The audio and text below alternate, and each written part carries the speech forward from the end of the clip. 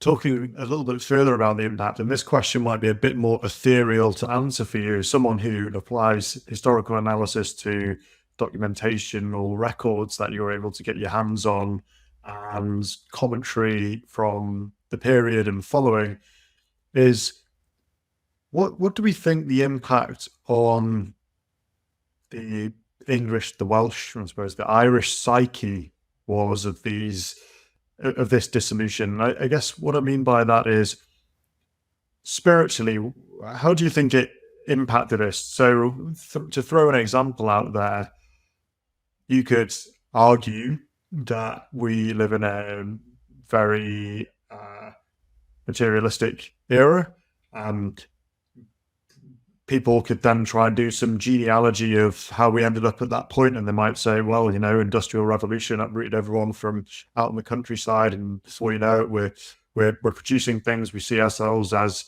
producers of things. We've got less folk customs and the like. And before that period, whilst it was a few hundred centuries or a couple of centuries prior, is we had a very well embedded life and people interacting with the monastic order, for example, and they were at the center of the life, and presumably there was a very religious worldview. But what do you think the dissolution of the monasteries, that period, then had on the way British people saw God, religion, the world, their place in it? Huge question. Appreciate that is not an easy one to answer. Yes, it's certainly a huge question. I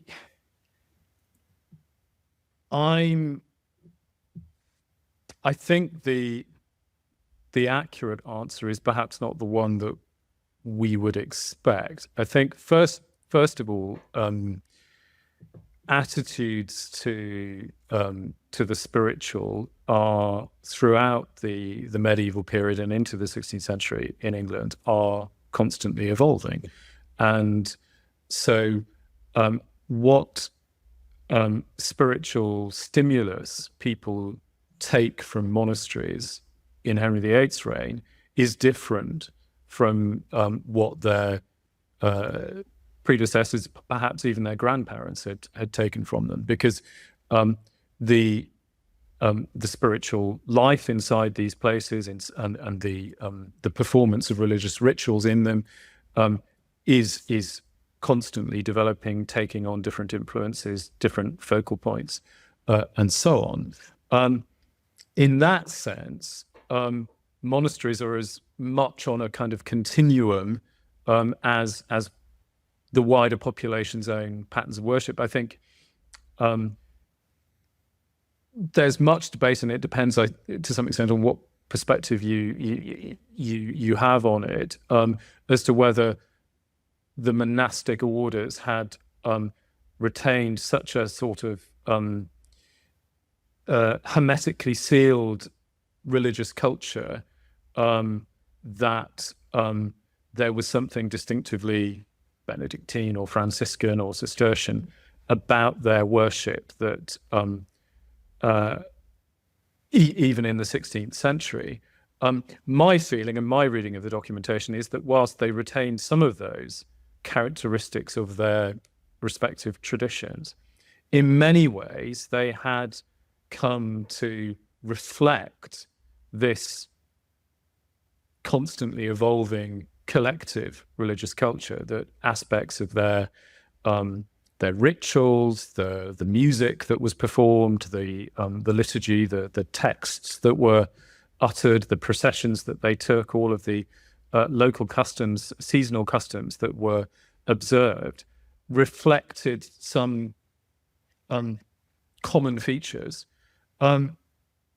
So as a consequence, for many people, most people, I think, the disappearance of these places may mean more the loss of additional facilities in which spirituality is, or environments in which spirituality is expressed, rather than taking away some distinctive ingredient, if that makes sense.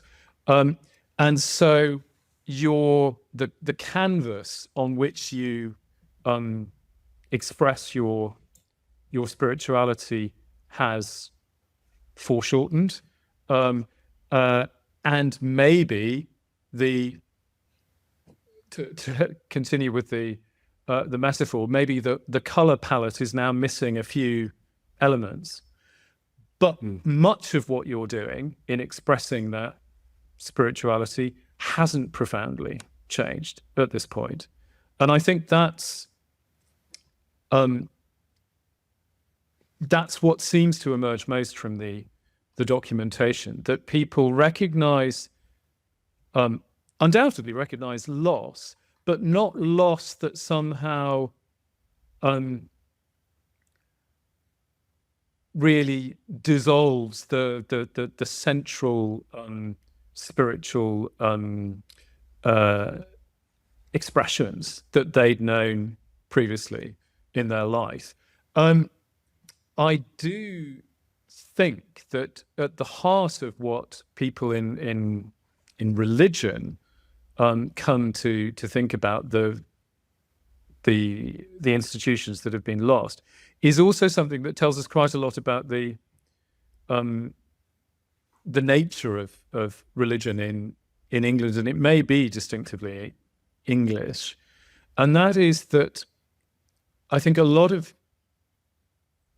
Henry VIII subjects, their spirituality is sort of shot through with things that are not in themselves spiritual, but are about local identity, are about a rather amorphous sense of nostalgia that is associated with place, that is associated with a sort of legendary, mythic sense of the past.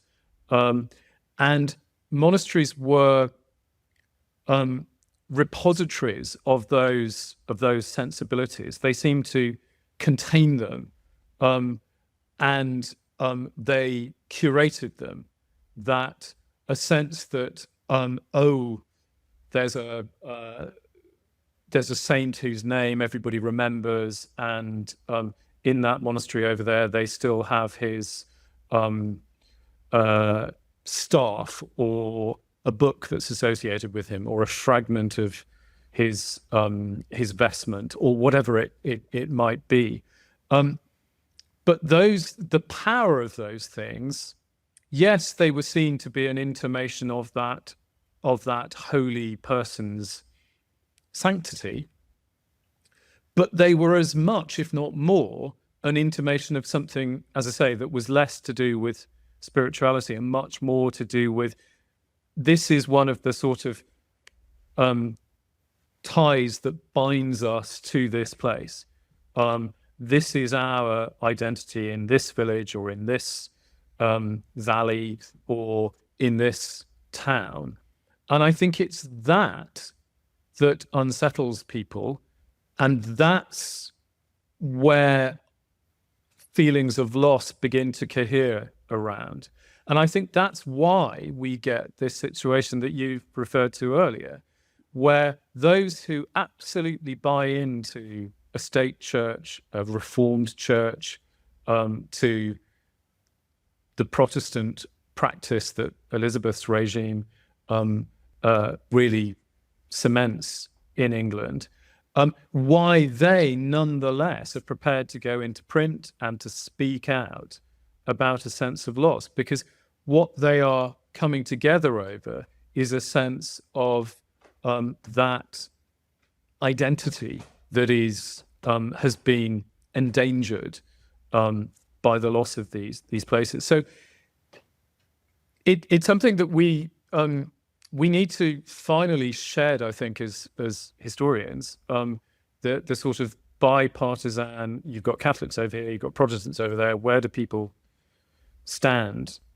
on this battle line? Because I actually think that that religious culture is so much more both complex and actually arguably interesting than that. It's not just about doctrine. It's about the way that people respond to place and to their physical environment and to what they inherit from in those places that they live from previous generations. I mean, I think some people may be familiar with this analogy that it's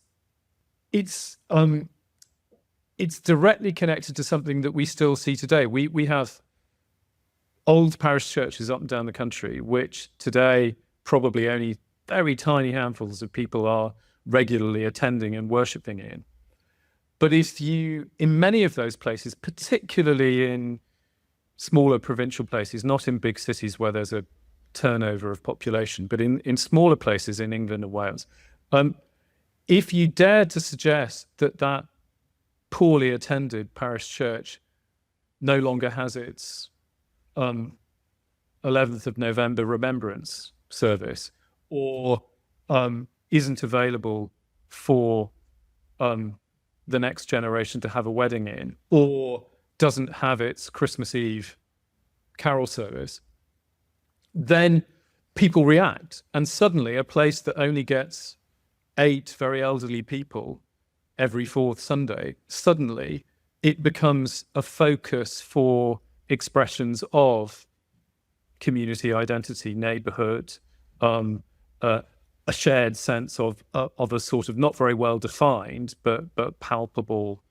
inherited history. And I think that's what emerges from the dissolution, that people realize that their practice of religion has lost a facility, but it hasn't lost its substance.